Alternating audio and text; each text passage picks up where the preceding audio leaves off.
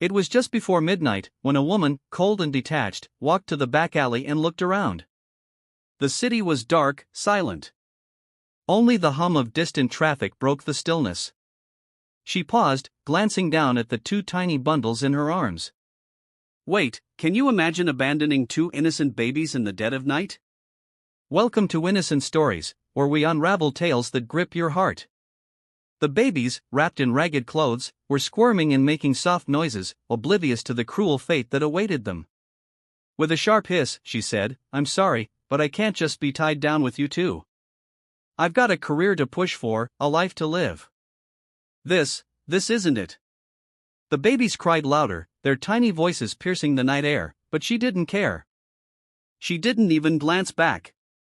Without a second thought, she tossed them into a nearby trash can, just like that, discarded like forgotten items. She took one last look at them, emotionless, and walked away. In the morning, when the first rays of light touched the city streets, people started coming to the alley. Some to drop off bags of trash, others to leave their unwanted junk. None of them noticed the two babies, helpless in the bin, their cries lost in the noise of the city. Time passed. The hours ticked by as the sun climbed higher. Can you guess who found them? Stick with Innocent Stories to find out. In the afternoon, a scruffy man, known around the neighborhood for rummaging through trash, appeared. His tattered clothes and wild eyes didn't make him look like much, but his survival instincts were sharper than anyone could have imagined. As he searched the trash, his hands brushed against something soft, his brow furrowed. "What's this?" he mumbled to himself. His eyes widened in shock as he pulled out the babies. He blinked, unsure if what he was seeing was real. Two tiny little girls, covered in dirt and filth, but still breathing. "There, babies," he muttered, his voice trembling slightly. A shiver ran down his spine. He looked around nervously, then carefully gathered them up. They were so small, so fragile. It didn't seem right, but what was he supposed to do? He couldn't leave them there. He dusted the dirt off them as best as he could and held them close, his rough hands trembling. "You two ain't got no business being in a place like this," he mumbled, his voice thick with disbelief. Without thinking twice, he took the babies with him, away from the filthy alley and into a new, uncertain future. As the man walked away, a strange sense of unease hung in the air. Mr. Scatter, as the locals called him, wasn't a man you'd forget easily. Known for his odd behavior and his knack for rummaging through trash, he was the city's eccentric figure. That night, however, he wasn't scavenging for scraps or food. He was dancing. And not just any dance. He was dancing for two tiny babies. The babies, still half asleep, let out weak, confused cries. Mr. Scatter's eyes twinkled with bizarre joy. "What else do you want me to do for you?" "Huh? Should I take you back to where I found you?" he shouted at them. His voice was harsh, yet there was a strange affection in it. He burst into a loud, echoing laugh, his arms flailing wildly as he spun around in a little jig. "I found favor today. I found babies." His dance grew more frantic as the night grew darker. But soon, the babies' cries slowed, and they drifted off into an exhausted sleep. Mr. Scatter wiped his brow and sighed. "And, let me eat my food before you people finish my food," he muttered, half to himself, half to the two sleeping infants. But his words were drowned out by the strange sense of triumph he felt. This night was different. Today, fate had handed him something he hadn't expected, a little joy in his otherwise lonely life. By 11 p.m., the babies had woken again, their cries piercing the stillness of the night. Mr. Scatter, now more animated than ever, began to dance for them, trying to calm their endless sobbing. His movements were exaggerated, clumsy, as he whispered soothing words to the infants. But just as he was about to burst into another wild dance, a woman appeared in the shadows. She was in her 50s, a widow, her face lined with the passage of time. Her clothes were simple, practical, but there was a kindness in her eyes that told of a life lived quietly but deeply. She paused, looking at Mr. Scatter and then at the two babies. "Are they toys?" She blinked in disbelief, unable to understand why this madman was dancing for them. "How? How did you find them?" She didn't need him to explain. She already knew. Mr. Scatter was known for scavenging, for digging through trash. He had to have found them there, near the dumpster. Her heart ached. The woman had longed for children all her life but had never been able to have them. Her husband's death had taken a toll on her. She'd spent every last bit of their savings caring for him. And now, in the silence of her empty house, she was left with nothing but memories.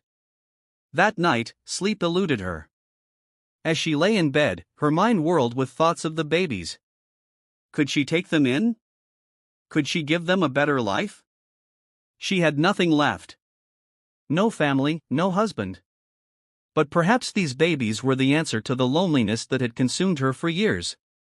The next morning, as she carried her trash bag out to the dumpster, she saw Mr. Scatter again. He approached her with his usual unsettling grin, offering to take her trash for a coin. The woman didn't hesitate. She handed him a coin and smiled, but as he walked away, she saw her opportunity. Quickly, she rushed back to the spot where Mr. Scatter had danced the night before. The babies were still there, their tiny forms wrapped in the same ragged clothes. Without a second thought, she scooped them up and ran as fast as she could, straight to her house. She barely looked back, fearing someone might stop her. But when she reached her home, she locked the door and sighed in relief. The babies were safe, and in that moment, she felt a strange maternal warmth fill her heart. Meanwhile, Mr. Scatter returned to the dumpster. When he arrived, his eyes widened in shock. The babies were gone. Where are they? I dropped them here, he screamed, pacing frantically around the dumpster. His hands searched the ground, his eyes wild with panic. He shouted, his voice cracking with desperation, I dropped them here. I dropped them here. A crowd began to gather, curious about his strange behavior, but no one understood. No one knew that earlier, Mr. Scatter had been dancing for the babies, caring for them in his own twisted way. They watched, confused and puzzled, as he ran back and forth, shouting and searching through the trash. The woman, now in the safety of her home, cradled the babies in her arms. She could hear the faint sounds of Mr. Scatter's screams in the distance, but she knew she had made the right choice, and for now, the babies were hers. The woman's heart raced with a mix of excitement and fear as she hurriedly carried the babies into her home. Her hands trembled, but her mind was clear.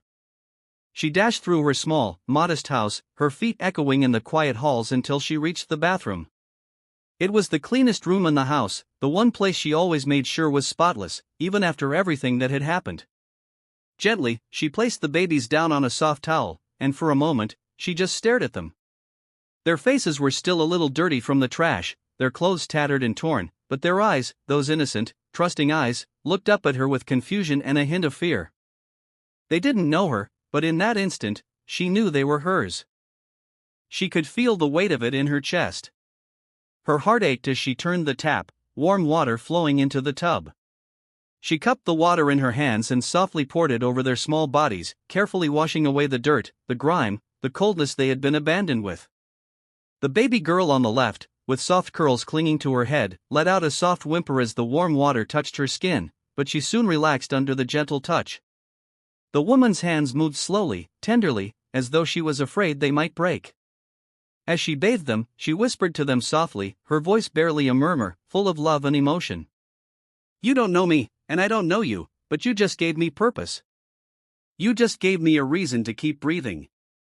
She paused for a moment, her chest tight with emotion. Her voice cracked as she continued, for 26 years, I've waited for a miracle. I've prayed for children, for a family of my own, my husband and I. Oh, how we dreamed of this moment. But now, you too, you are the treasures we've been searching for all this time. You've given me a life I thought I'd never have. Tears welled up in her eyes as she reached for a small towel to dry them. She ran the towel over their tiny bodies, their skin soft and warm in her hands. The weight of everything she had lost and everything she had just found hit her all at once. She held the first baby close to her chest, feeling the gentle rise and fall of her breath. Amaka, she whispered, naming the baby girl in her arms. You are my joy, my gift. Amaka means beautiful in my language. And you, my sweet one, are beautiful. She looked at the other baby, her heart swelling with love. Amanda, she whispered softly, the name flowing from her lips like a melody. Amanda means worthy of love, and I know deep in my soul, you are worthy of all the love I have to give. The babies, now wrapped in warm towels, stared up at her, their tiny eyes blinking in the soft light of the bathroom. They didn't understand the depth of the moment, but the woman did.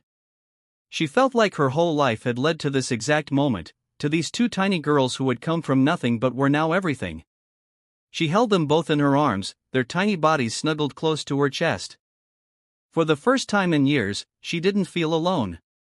You two are my reason now. You are everything I need. I don't know why your mother discarded you, why she left you in that trash, but I promise you this. Her voice broke as she squeezed them closer. I will never leave you. I will give you everything I have. Mods, I will love you as my own no matter what. Tears fell freely now, mixing with the water that still clung to her cheeks. She didn't care. She didn't care about anything except the warmth of the babies in her arms, the life that had returned to her after so many years of empty silence. She gently rocked them back and forth, whispering words of comfort, of love, as she held them tight. The joy in her heart was overwhelming, like a flood that could never be contained. And for the first time in her life, she felt complete. Amaka, Amanda, her daughters, her world. For weeks later, it had been 4 long weeks since Amara last stepped near the area Mr. Scatter roamed. Since the day she carried the abandoned twins away, her heart had been heavy. Each time she looked at the babies, now thriving, laughing, and clean, her conscience whispered, you must tell him the truth. That afternoon, she could no longer bear the weight. With trembling steps, she made her way towards the street where she had first seen them. But before she reached, a loud voice stopped her in her tracks. Madam! Madam! It was Mr. Scatter, running toward her barefoot, his voice cracking with desperation. I've been looking for you everywhere. My babies, my precious babies. I left them just for a while, and they disappeared. Amara felt a twist deep inside her. Shame, guilt, and something else, compassion. She looked at him with soft eyes and asked, Mr. Scatter, can you really take care of a baby? You have no house. You sleep in the cold. You eat from trash bins. Babies need proper care. But Mr. Scatter laughed. A deep, honest laugh with tears dancing in his eyes. Madam, I know I don't have anything, but if I found them, I would have backed them, danced for them, sang lullabies until they slept. I would feed them even if it's from the trash, and they would grow strong, stronger than me. Amara smiled sadly. Mr. Scatter, she said, voice low. I came here today to tell you the truth. I carried them. I ran away with them. They are with me in my house. His face froze. Then slowly, tears spilled down his cheeks. My babies, he whispered. My precious children. Amara's heart ached as she saw him drop to his knees, wiping his eyes with the back of his torn sleeve. She reached for his hand and said softly, Come with me. Come see them. When they reached the house, Mr. Scatter stood at the doorway of the nursery like a statue. The babies were lying on soft bedding, freshly bathed and giggling. He stepped in, knelt beside them, and gently touched their tiny hands. His voice cracked. They look happy. Please, madam, take good care of them. I don't have a house. If I did, I would have kept them, but I know you can give them what I can't. Amara blinked rapidly, trying to hold back her tears. I've known you for a while now, she said. You're not a troublemaker. You're just a man life hasn't been fair to. She paused, then added, I have a boys' quarters at the back. It's empty. No one uses it. Mr. Scatter, would you like to stay there? His mouth fell open in disbelief. Madam, for me? You mean it? She nodded. Without warning, he jumped up, eyes wide with joy. Thank you, madam. Thank you so much. God bless you. God bless you. Amara smiled as the babies laughed, too, like they understood every word. After Amara invited Mr. Scatter into the boys' quarters, she went a step further. She gave him all of her late husband's clothes. No more rags, no more bare feet or torn shirts. Mr. Scatter, now clean and presentable, looked like a different man. While Madame Amara stayed home, busy caring for the twins, Mr. Scatter left the house early every morning and returned at dusk. He never came back empty-handed, always dropping a little money for the children's upkeep and sometimes bringing baby food or small toys. Though he had once slept in the cold and ate from the trash, he now worked hard to start the only family he had. As the years passed, little girls, Amaka and Amanda, grew into beautiful, brilliant young ladies, attended public school, and quickly stood out as some of the best students in their class.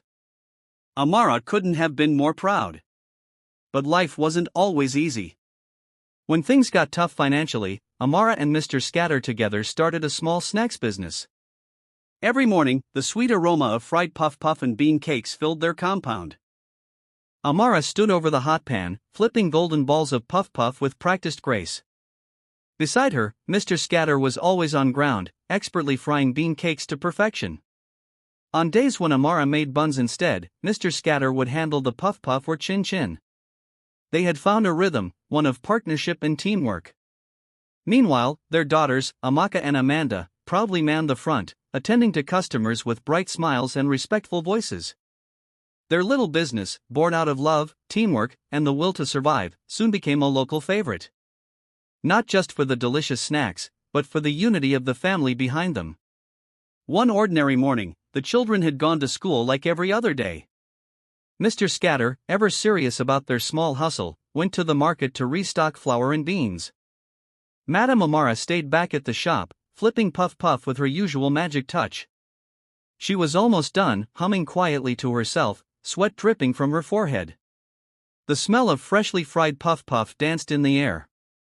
Just as she reached to remove the big frying pan filled with hot oil, her hand slipped. The entire pot of boiling oil poured all over her chest and arm. She let out a scream so loud even the birds in the sky paused mid-flight. "Ah, my body! Oh, somebody help me! I'm dying!" Two customers who had only come to buy snacks dropped their money and ran to help her. They carried her like a wounded warrior and rushed her to the hospital. But the news wasn't sweet. The burns were deep. Her chest was roasted. Her arm looked like boiled yam skin. She couldn't even cry properly. Just weak sobs. The doctors didn't smile. And the hospital bills, let's just say savings went from full to zero faster than you can say puff puff. Everything they had worked for, gone. From that day, life changed. The children had to stop going to school. School fees, where would it come from? One morning, as they sat in silence, Mr. Scatter banged the table. "No, my piece and must go school. Even if I break my head to break stone." And just like that, Mr. Scatter started doing hard labor at a construction site. Not as an engineer, as a stonebreaker. Under the sun, under the rain, shirt torn, hands bleeding, back bent. But he kept saying, "Better I suffer now than bury my dream with poverty." Madame Amara, she was not left behind.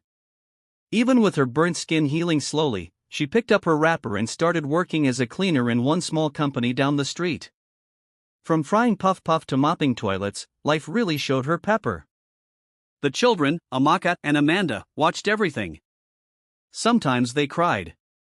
Sometimes they faked smiles. But every single time they said the same thing, "Mommy, Daddy, we won't waste your pain. One day we go make you proud." And they meant it. Against all odds, they gained admission into the university. No sponsors, no rich uncle, just blood, sweat, and survival. Every school fee paid came from broken stones and mopped floors. One fateful day, Madame Amara was busy mopping the company floor as usual. Her back was bent, her wrapper was tight around her waist, and her bucket of soapy water followed her like a loyal dog. "God, now only you understand this life in the film," she muttered as she scrubbed a stubborn stain near the reception. Just then, the receptionist laughed out loud at the TV. Amara looked up just to hiss and go back to her mopping. But wait, what did she just see? She froze, her mouth slowly opened, her hand still holding the mop, dripping soap on the floor. "And, my eyes are playing games on me. Ha, Amaka. Amanda." She dropped the mop, blinked, rubbed her eyes like someone just waking from a heavy dream. Her daughters were on TV, standing on a big stage, holding microphones, and singing like angels that fell from heaven. Is this not my children that said they were in class? Ha! They left school books to go and sing on TV. Her heart raced. Her knees weakened. If not for the mop stick, she would have dropped flat on the company floor. Just as she was trying to understand what in heaven's name was going on, the host shouted, "And the winners of this year's national talent show are Amaka and Amanda." The crowd screamed. Confetti flew in the air. The girls were crying. Big check on stage. Scholarships. International music training. Millions of naira. Amara screamed, "Ah!" She didn't wait. She grabbed her bag, forgot her mop, and even her ID card. She ran out of that office like a woman chased by thunder. People were staring. "Madam Amara, what'n happen?" She no answer. She ran straight to the construction site where Mr. Scatter was busy breaking blocks like a warrior in a Yoruba movie. "Scatter, scatter. My head wants scatter." Mr. Scatter dropped his hammer and stared, worried. What happened? Who died? She grabbed him by the shirt, shaking like a generator. "Our daughters are billionaires. They won talent show on TV. Big check, scholarship."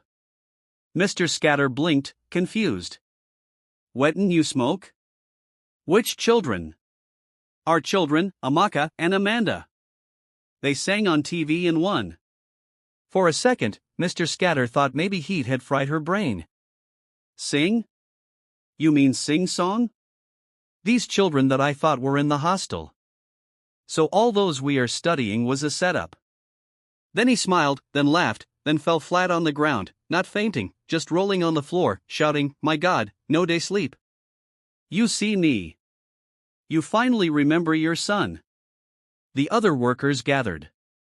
Everyone started shouting and dancing with them, dust and sweat flying in the air. As Amara and Mr. Scatter were still hugging and dancing at the construction site like two people who just won a visa to Canada, both of their phones started ringing at the same time. Ring. They looked at each other, confused. "Now who dey call you?" "Am I no?" "Amanda number show." "Ha, me too." "Now Amaka dey call me." Both of them picked. Same time, same breath. Amaka's voice came first on Amara's line. "Mommy. Mommy. Did you see us on TV?" Amara, still panting, held her chest like someone who just survived a marathon. "My daughter, you nearly kill me. You say you dey read book, whereas na studio you go." At the same time, Amanda was talking on Mr. Scatter's phone. "Daddy, we won. We didn't tell you because we wanted to surprise you." Mr. Scatter held the phone like it was made of gold. "You this girl, I day break block under sun, una day sing like Davido children. Sona so una don blow, and una papa no sabi." Amaka and Amanda were both laughing from their hostel, trying to explain. "Daddy, Mommy, we're not coming home this week. The organizers are keeping us in a hotel, and next week we'll be coming home with our check and all the goodies." Mr. Scatter's mouth opened wide. "Hotel?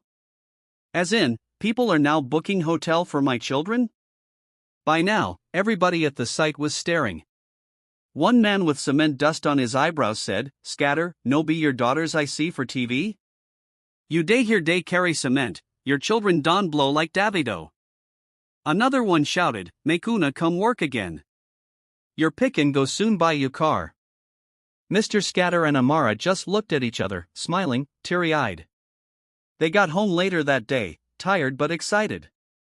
Amara dropped her bag, sat in front of her small technophone, opened the video again, and there they were, her girls, singing on stage, crowd cheering, wearing matching outfits. She turned to Mr. Scatter. "So these children were singing while we were here dying in silence?" Mr. Scatter shook his head and smiled. "Babe, nah God run am. He shocked me too." They watched the video again and again, sometimes pausing just to shout, "That one is Amanda," or "See Amaka's dimple." Then Amara said softly, almost whispering, God, I beg, protect them for us. They said next week, don't let our enemies see them before we do. And Mr. Scatter added, anybody way want try them, thunder go jam their left kidney.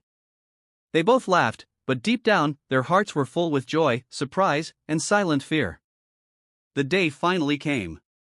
Neighbors were frying akara, some were spreading clothes, others fetching water, when they heard it. V-Room. A sleek black car, shining like something from a Hollywood movie, slowly entered the street. Behind it, 2 police officers in full uniform followed on bikes. People froze, mouths opened. One man almost dropped his pot of rice. Wedding day happened for the street today? The car stopped right in front of Amara and Mr. Scatter's compound. Before anyone could guess, Amaka and Amanda stepped out of the car, looking like young Beyoncé twins, sunglasses, neat braids, smiling like TV presenters. Surprise, they shouted. Amara was in the kitchen pounding pepper. Mr. Scatter was shirtless outside, trying to fix the generator. They both came out and froze. Amara blinked like her eyes were playing tricks. Mr. Scatter's mouth dropped open like his jaw forgot how to close. Then one of the police officers stepped forward and said with respect, Madam Amara and Mr. Scatter, your daughters asked us to escort you. You are being relocated to your new home. Amara dropped the pestle. New what? Amanda laughed.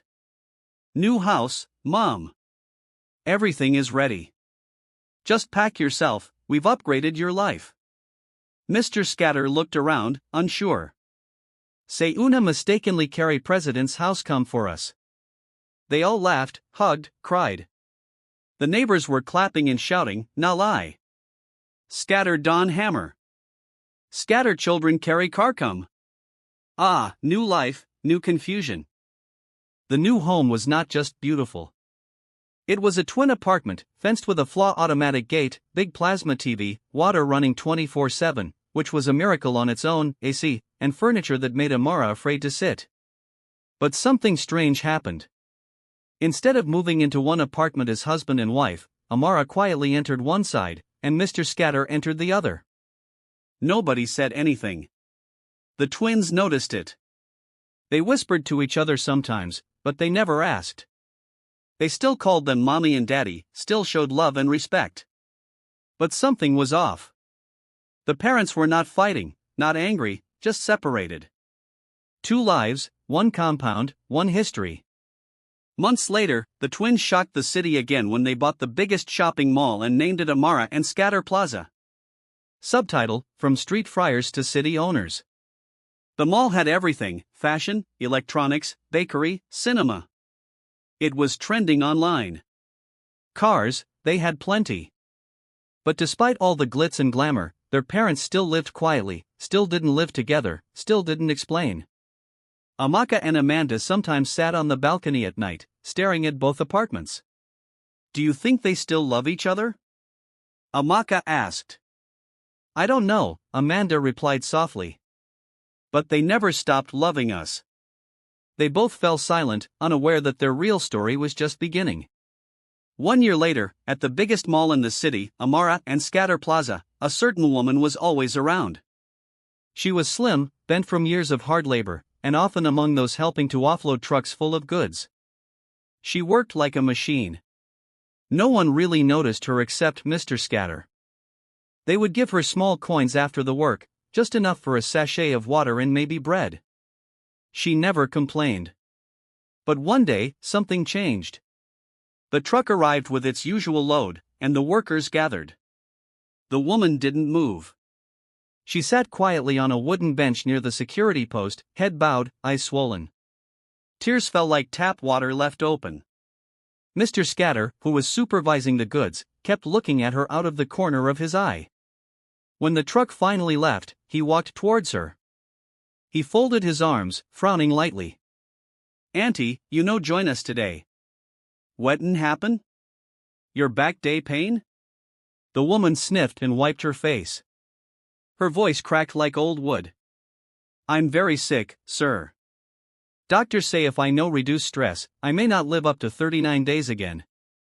Mr. Scatter gasped. Jesus, you still day come hustle instead of resting? That one nah death invitation. She smiled sadly, eyes still wet. I have no one, sir. I day alone. I'm the only child of my late parents. No husband, no children. I've been so lonely since I returned from Abuja. That's why I always come here. I feel less alone when I see people. Mr. Scatter blinked, his heart slowly beginning to race. Wait, you never marry? How come? What happened? She looked away, her voice shaking.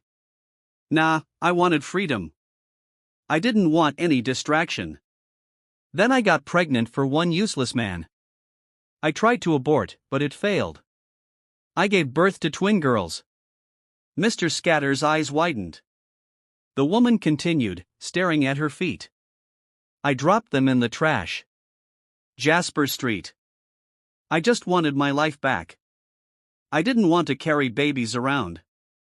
I didn't want the noise, the stress. I was selfish. That was 18 years ago. Silence. She laughed bitterly through tears. Since I came back, I've been checking the trash drums on that street, hoping somehow the past will give me back my children. Mr. Scatter stood frozen, his mouth dry, his chest tight.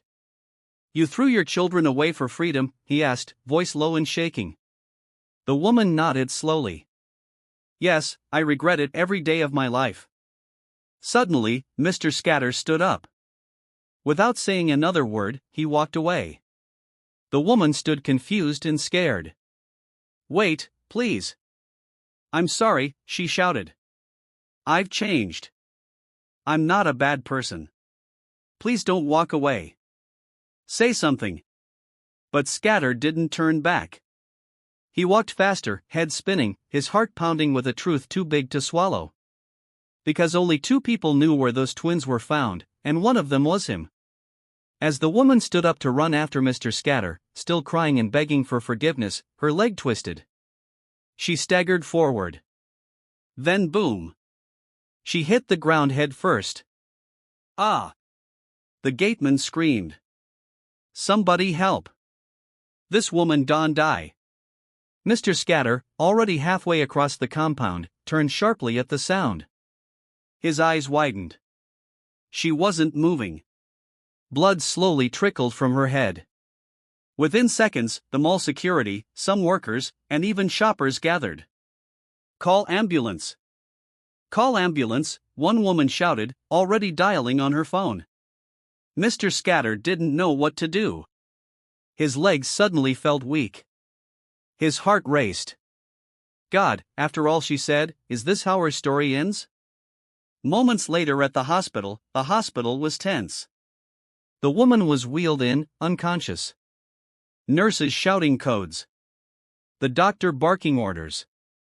Suddenly, Amaka and Amanda rushed in simple jeans and shades. They looked more like undercover celebrities than the billionaire twins the city was falling in love with. Where's the woman they just brought from Amara and Scatter Plaza? Amaka asked firmly. She's inside the emergency room, a nurse responded. Amanda walked straight to the front desk, dropped her bag, and pulled out her card. This is our parents' mall. We don't want scandal or bloggers everywhere. She turned to the doctor. Please save her. Do everything you can. We'll handle the bills no matter how much. Just save her life. The doctor nodded. We'll do our best, Ma. But it seems she hit her head badly. Let's hope she wakes up soon. As the medical team swarmed into action, Amaka stepped outside and called family. Please check the CCTV for earlier today at the mall gate. We need to know what led to her collapse. She is an older woman. Amanda remained by the hallway, biting her nails, whispering, Who is this woman? Why do I feel strange looking at her? Meanwhile, Mr. Scatter stood far from the hospital gate, watching from behind a parked car. His heart was heavy. He knew a bomb was ticking, and when it explodes, no one would be the same again. For 2 whole days, Mr. Scatter couldn't sleep. He paced the compound at night like a ghost. He barely ate, barely spoke. Every time he tried to rest, her voice echoed in his ears. I gave birth to twin girls.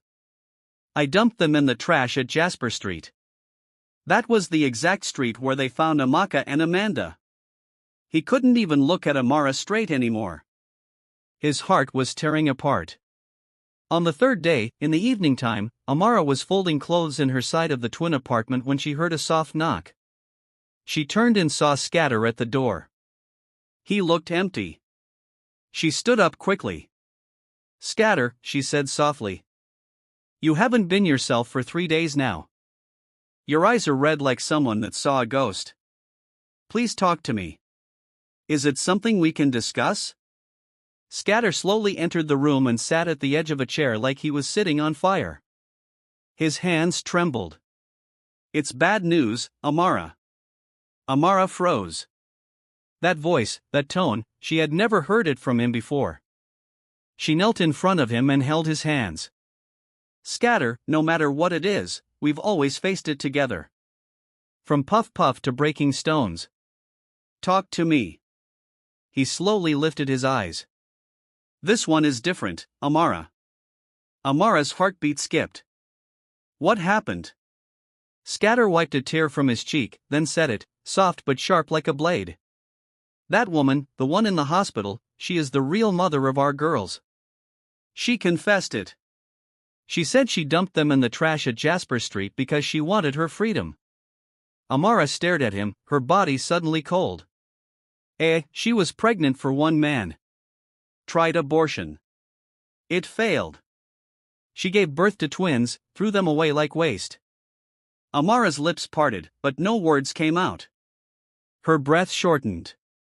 Then she muttered softly, shaking her head like someone in a trance. God forbid someone trying to steal my bundle of joy. Her knees hit the floor gently as she sat. Her mouth was open, but her face was blank. A heavy silence filled the room. Scatter sat like a statue. Amara sat like a statue. The room was dead quiet, yet both their hearts were screaming. Amara slowly whispered, her voice almost cracking. What does she want now? Scatter swallowed. She didn't know. She was just talking out of regret. She didn't even know the girls are alive or that we raised them. Amara looked like her vision blurred. Her hand gripped the edge of her wrapper tightly. I carried those children in my spirit from the day we picked them. They became my heartbeat, my everything. Tears dropped quietly from her eyes. And now someone is saying she's their real mother. Back at the hospital, Amaka and Amanda entered, carrying a flask of hot food, fruits, and a bouquet they picked up from the hospital reception just to make her feel better. They had been doing this daily for 5 days. That woman collapsed in their mall. And though they didn't know her well, their hearts wouldn't allow them to abandon her. After all, she collapsed on their property. But today was different. As they stepped into the room, Amanda gasped, "She's awake." The woman sat up gently, her eyes weak but clearer now. Amaka dropped everything and rushed to her bedside. Amanda hugged her lightly, smiling with relief. We don't want any trouble for our parents or the mall. Thank God you finally came around, she joked. But the woman didn't smile back. Instead, tears slid slowly from her tired eyes. The twins exchanged glances. Ma, why are you crying? Amaka asked. The woman's lip trembled as she whispered, I had twin girls, too, long ago, but they're gone, dead. The twins frowned. I just see the way you girls treat your parents, the way you love them. It breaks me. Please don't stop. Keep taking care of them. You're lucky to have each other. Before they could respond, the door creaked. Amara and Mr. Scatter walked in. Amara stopped in her tracks. Scatter's eyes went straight to the woman, then the girls, then back to the woman again. The air shifted. Amaka and Amanda turned, confused. Daddy, Mommy, good afternoon. They greeted, still smiling. But their parents didn't return the smile. Mr. Scatter cleared his throat. There's something we need to tell you girls. Amaka blinked. Amanda raised a brow. Amara sat quietly on the empty visitor's chair, eyes on the ground. Scatter walked closer to the hospital bed. Amanda, I and your mother, Amara, we are not your biological parents. Silence. A strange stillness fell over the room. This woman, he continued, pointing to the bed, is your real mother. I found you both in a trash bin on Jasper Street, wrapped in old wrappers, crying. She dumped you there. Amara gave you a home, names, and together we raised you. Silence again. Then slowly, something cold spread across Amanda's face. She turned to the woman. Her voice was low but sharp. So you threw us away into the waste bin like expired bread. Tears rolled from the woman's eyes as she tried to speak. I was young, scared. I didn't know. God forbid.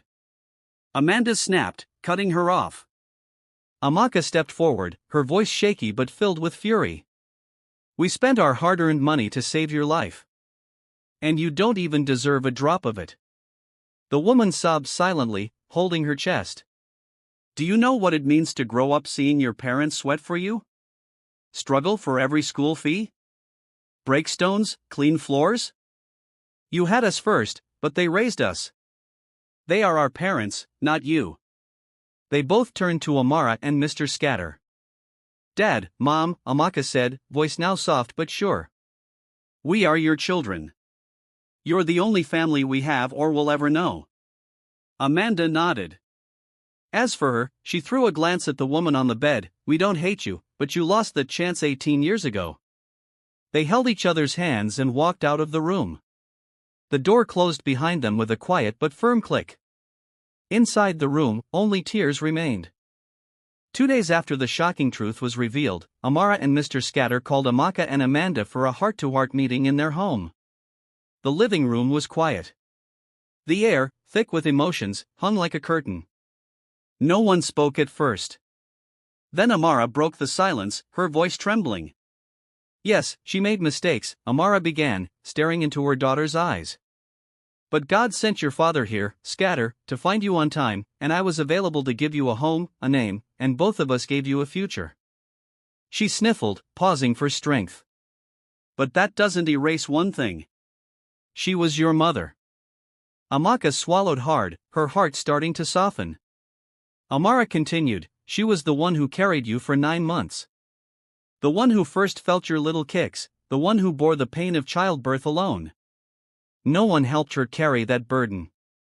Amanda bit her lips, her chest rising and falling. She welcomed you into the world first, Amara said, tears now streaming freely. Please forgive her. Go to her. Make peace. Settle things with your mother. Mr. Scatter nodded beside her, his eyes already red. She made mistakes, but she gave birth to you. That counts for something. Everyone in the room cried that day, tears of pain, love, and release. The next day, with heavy hearts and softened spirits, Amaka and Amanda went with their parents to the hospital. They brought flowers. They rehearsed what they would say. They wanted to hug her, cry with her, hear her voice one last time, let her know she was forgiven. But as they stepped into the ward, the doctor met them with a solemn face. I'm so sorry, he said quietly. She passed this morning. Just a few hours ago. A silence louder than screams filled the hallway. Amaka fell to her knees. Amanda turned her face to the wall, sobbing.